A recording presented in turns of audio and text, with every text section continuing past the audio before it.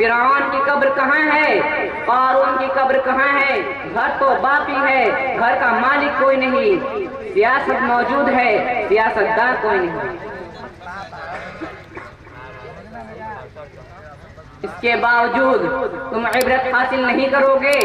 کیا عذاب قبر کو بھول گئے ہو؟ کیا قبر کے ساتھ بچھوؤں کو نظر انداز کر دیے ہو؟ یہ تمہارا کیسا ایمان ہے؟ یہ تمہارا کیسا عمل ہے؟ یہ تمہارا کیسا پتھر دل ہے؟ تمہیں تو احساس ہونا چاہیے، تمہیں تو عبرت حاصل کرنی چاہیے، تمہیں تو اچھے اعمال کی فکر کرنی چاہیے۔ کیا تم قرآن کی تلاوت نہیں کرتے ہو؟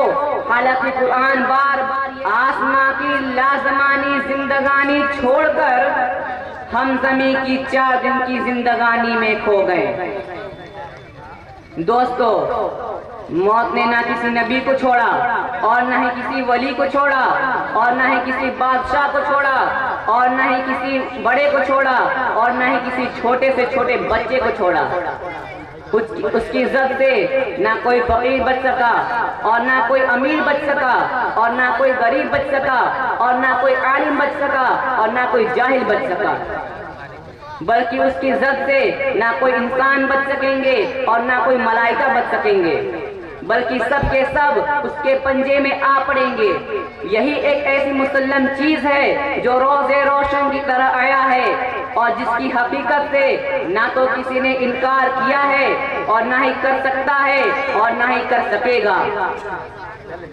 تو جب اس کی حقیقت لازمی ہے، مرنا ہی مرنا ہے، تو اس سے سبق کیوں نہیں لیتے ہو، اور عارضی زندگی کی خاطر ہمیشگی کی زندگی کو برباد کیوں کرتے ہو؟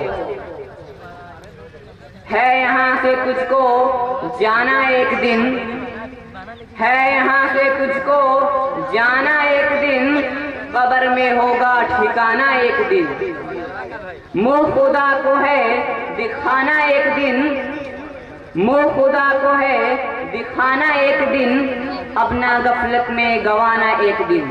وآخر دعوانا